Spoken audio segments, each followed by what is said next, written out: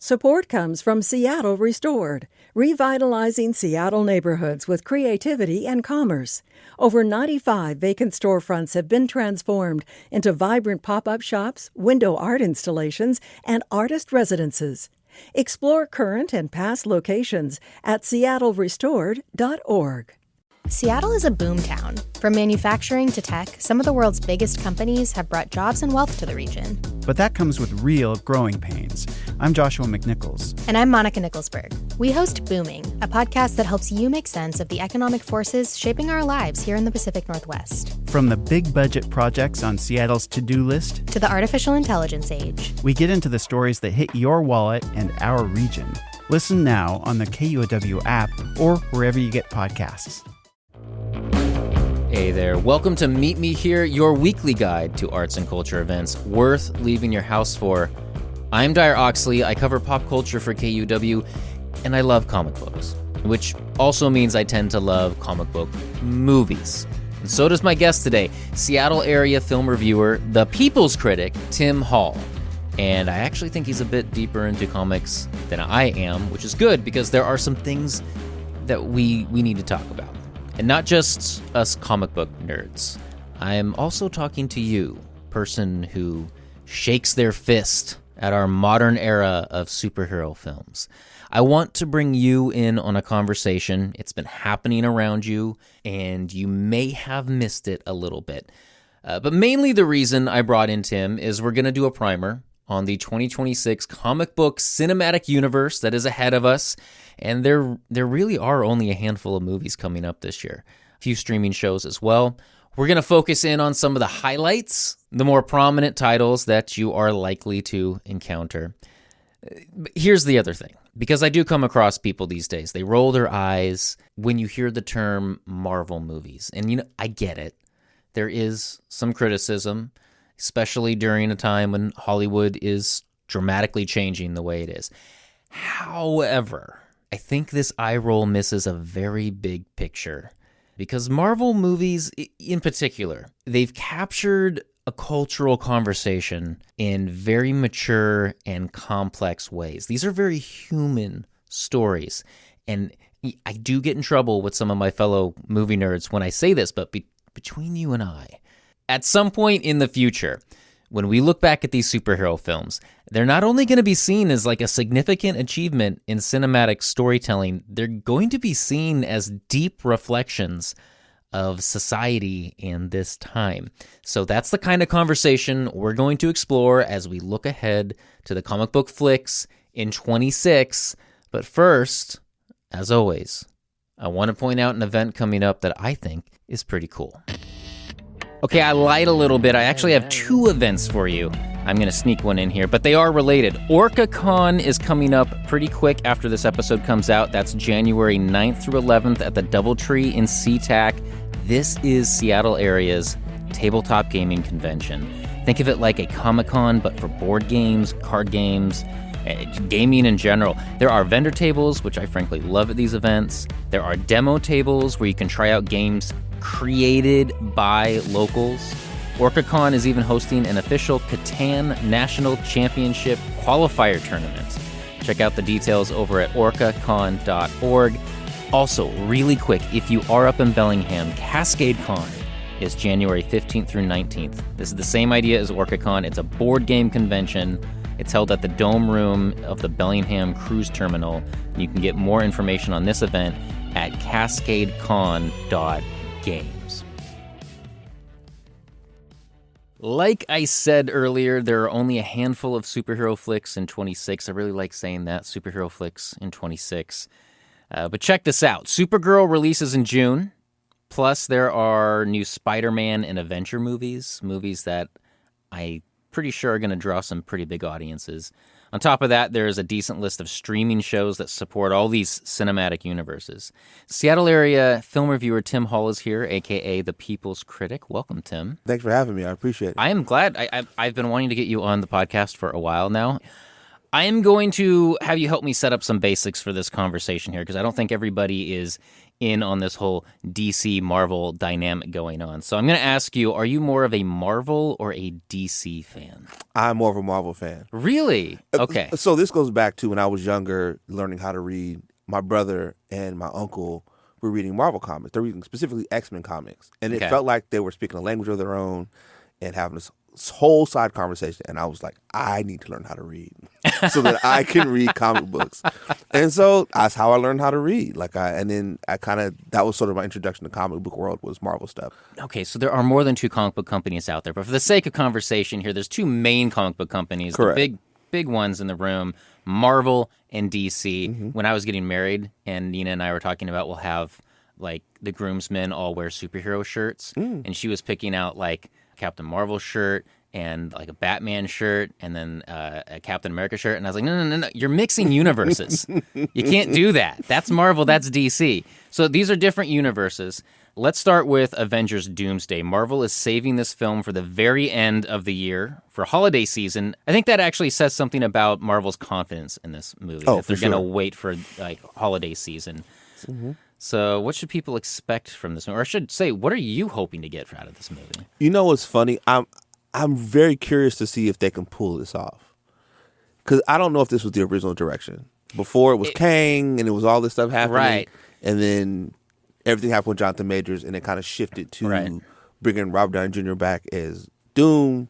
So really quick, and I'm going to try to be really quick, there is a little bit of a backstory here because you mentioned actor Jonathan Majors. And for those who are unaware, he was originally cast to be the big bad in the next string of Marvel movies. It was a villain named Kang, and in the comics, he's associated with the whole multiverse frame timelines thing that Marvel has been setting up this whole time. Majors, however, was found guilty in 2023 on assault and harassment charges that involved a former partner. So pretty much snarled his career and snarled Marvel's plans, who quickly dropped Majors. And this all somehow led to them bringing back Robert Downey Jr. into the cinematic universe. We know him as Iron Man / Tony Stark, but big surprise here. Robert Downey Jr. is coming back as an entirely different character, a villain named Dr. Doom. And I guess the takeaway here is that Marvel scrambled to deconstruct and rebuild its plans for these movies in a pretty short amount of time. Yeah, it feels like a very quick, hasty move. But, you know, when the Avengers first came out and there's that post-credit scene and it's Thanos, I remember being in the lobby at the theater and thinking, they're not going to do Infinity. There's no way they can do Infinity War. Right. How could they? They don't have the characters. Mm-hmm. And then, sure enough, they end the saga, and it's an incredible emotional ending where people were in the theater crying. Yeah. And I was like, oh, they did it in a way I didn't think was possible. See, that's the thing is, so you just mentioned, Infinity War. Mm-hmm. Now, comic book fans knew that because that was a comic book storyline. Mm-hmm. That's what Marvel has successfully pulled off here. And this is what I try to explain to people that don't understand why comic book movies are now actually important, mm-hmm. right? And more so, they never really have been. They were never really taken seriously. What Marvel has done is a historic achievement. I don't think people realize this. You find me any other event in movie history where someone has come in and over, I think, 20-something odd films in that first Infinity Saga, right? Plus streaming shows, mm-hmm. weaving one continuous storyline throughout all of them. Yes. Right? Doing one, that's never, ever been done. And I think in the future, you're going to be taking classes on like Greek mythology, Shakespeare, and you could be very well taking classes on what Marvel has done, transferring decades of comic book lore mm-hmm. into nearly like 15 years of cinematic storytelling. Yeah. I mean, it's phenomenal lift when you actually think about it. But they did. They pulled it off, like you said. Now, we're having more Avengers movies. Right. And there is a little bit of a, can they pull it off again? Yeah. Because, I mean, they did something that I thought was fascinating, which was not only just have these movies that are very much well connected to the source material, which in previous iterations of comic movies, they would often stray away from it. Like the first X-Men was like some of the X-Men stuff, but like, why are they wearing all black suits? This isn't the X-Men I know.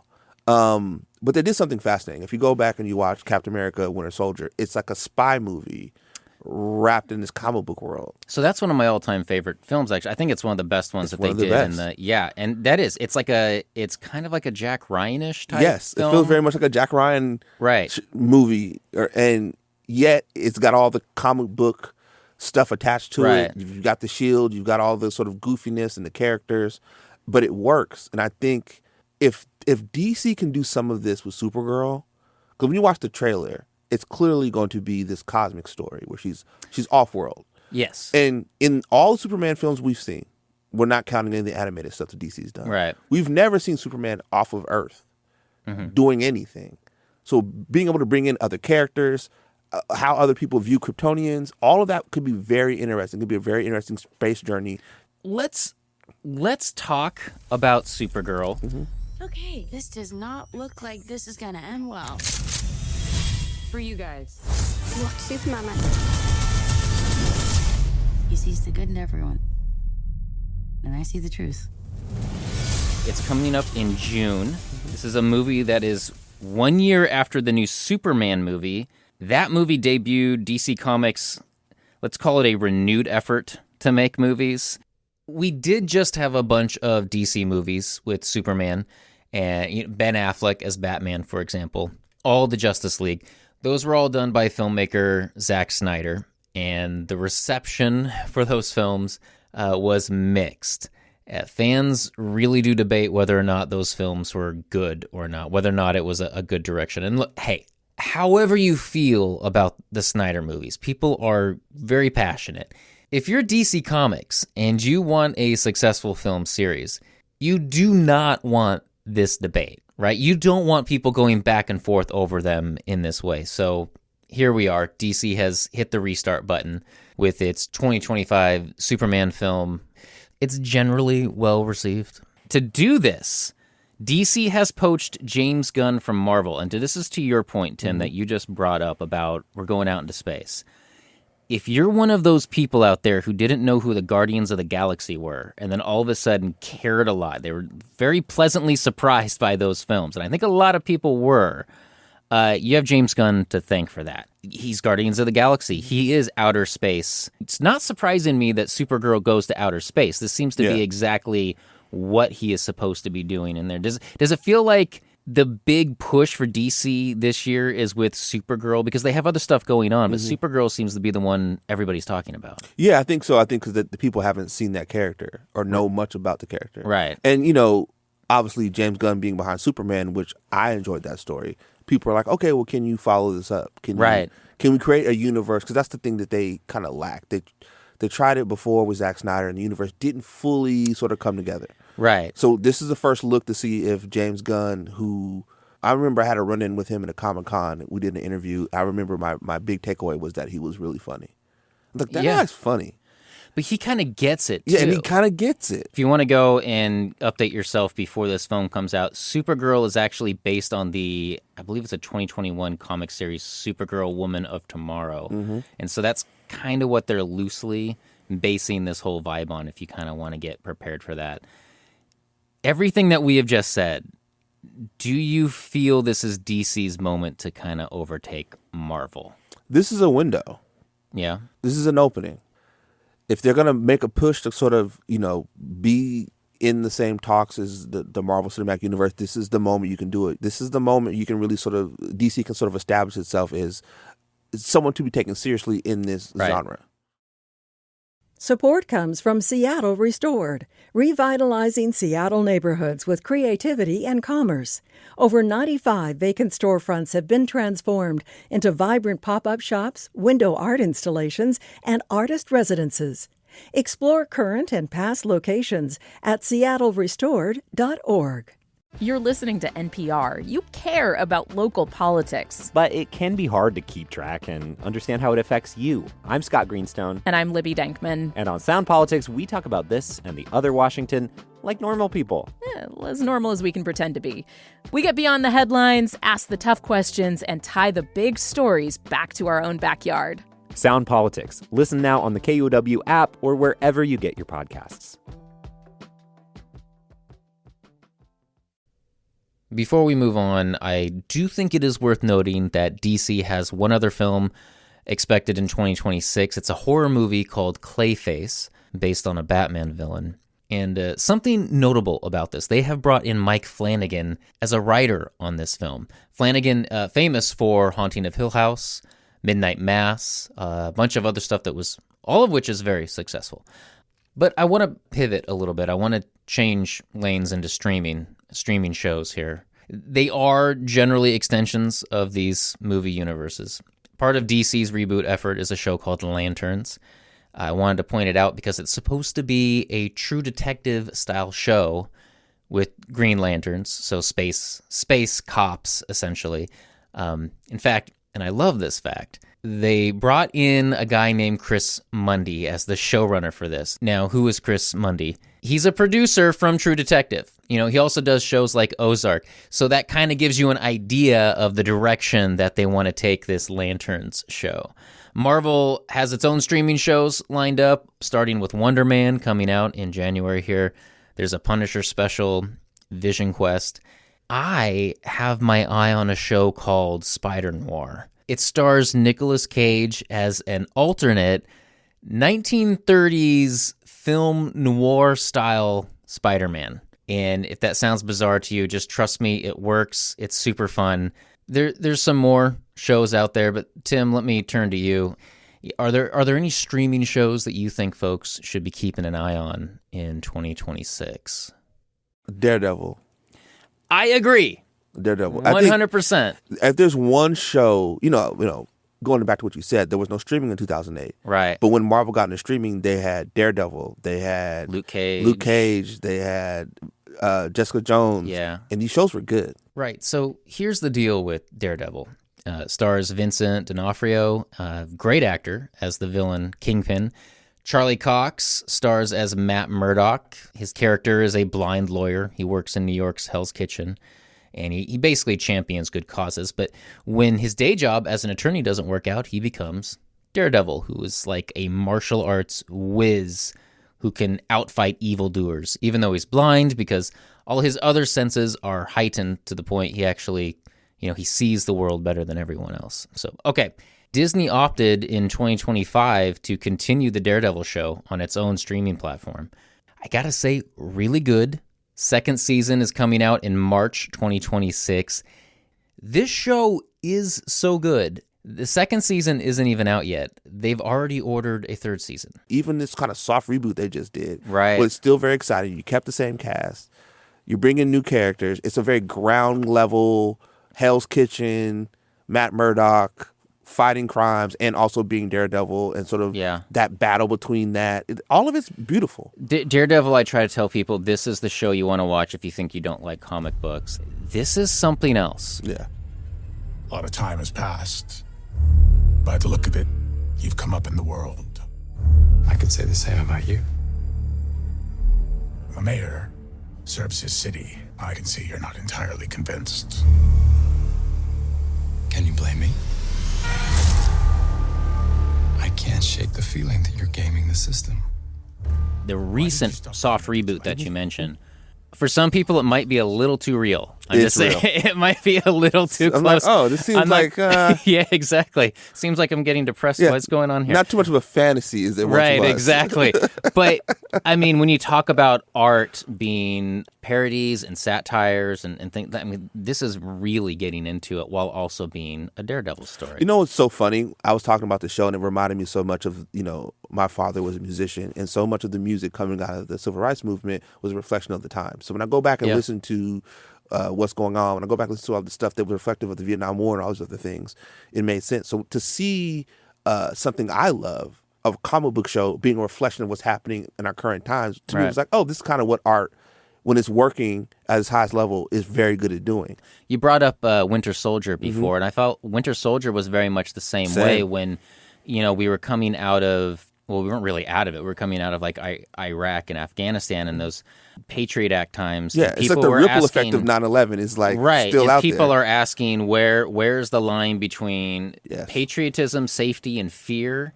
Where's the Venn diagram where these kind of overlap? And that movie addresses that, but it doesn't hit you over the head with it because it's actually just a good movie that's telling a story. Daredevil does, I think, something in the same way that I don't think people are seeing. It's going under the radar a little bit. Right. And I think when Marvel is operating at that point, it's very good at that. Like Black Panther's a lot about like, what does liberation look like? Yeah. What is freedom? If you're a free country, what are we doing? And you start asking, although Killmonger's the villain, he makes the audience ask the questions. That was the thing about that movie is I think I can only speak from the position where I'm at, but I felt like it brought a conversation to a larger audience that was never really having access to that conversation. Yeah. That, but now you can watch it in that movie, come at it from a totally different angle, and maybe understand something that you weren't quite having access to. I think that's the beauty, when I read comics, when I watch these shows, that they're still instilling those things in there for younger kids to have the conversations. Like, did you see Thunderbolts? Yeah. So I text my friends after it's over, because I have young kids. I said, this is a great film to get your kids talking about depression. Yes. Very unexpected turn for that movie. I wasn't expecting it. Yeah. Thunderbolts is a movie about a lot of these side characters you've seen in other Marvel movies, mainly Black Widow's sister, Yelena. But there's Bucky Barnes, the Winter Soldier, a U.S. agent who is like a bad Captain America. There's Ghost, Red Guardian. I can go on and on, but actually most of these characters, they're not top of mind for audiences, which I think is that's kind of the point of this. This is a superhero team that folks don't believe in.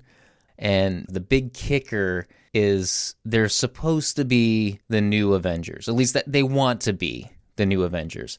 But there's competition among the superheroes over who exactly gets to take that name, which this is something interesting to watch for because we do have a new Avengers movie coming up, and who actually gets to be an Avenger. And it starts with that opening narration where she's explaining what it feels like when she's depressed. She Yeah. calls it the void. Yeah. And then when she meets up with Sentry and he's explaining that that's what's happening to him, that's how the two of these characters connect. Yeah. And what stops him at the end, spoiler alert, is like people kind of hug him. Like it's kind of what happens in the movie. But it's the beauty of like, yes, sometimes, man, we need a hug. Sometimes life is hard. Sometimes we need to talk about it with other people who actually understand, and to understand that this is not as lonely of a thing as the illusion might be. Other people are around that are dealing with this too. Listen, I'm not going to sadness out, I promise. But my parents passed away my dad passed away on Christmas Eve. My mom passed away early February. So very close. Yeah. And so I've always been open with talking about it and just like the grief and all of that. What's happened is people will come to me because they're going through very similar grief situations. And they just want to talk. And they know they can talk to me about it because, you know exactly what I'm talking about. You know exactly how this feels. And they don't need advice from me. They just need me to I just need to be a sounding board just to get it off. Yeah. And I think that's the beauty of these films do the same thing. Yeah. Like sometimes people just need a space that allows them to talk about their grief or how they're feeling. And I think people think that they're silly because they're comic book movies. But for people, man, whatever avenue, whatever vehicle it leads to you to be able to talk about things, I think I'm all for it. You are eventually going to be offered college courses that are going to delve deep into the subtext and the hardcore issues that are behind these films, much in the same way you would any other either film class or literature class, because it's there. Yeah, and I think it's very important that we have these things because, especially in our current time where things can seem very dark and you don't know where the light is at the edge of the tunnel, you need spaces that allow you to dream, that allow you to envision what a future might look like, what it might feel like, allow you to want to create something that's similar to that. Let's talk about our vision for 2026. This is I'm asking you to really whittle it down here. If you're only gonna consume one piece of superhero content, we've already talked about streaming. I'll open that up for you too. But if you're only gonna watch one thing, what would you recommend? Doomsday, Avengers Doomsday. Really? Okay.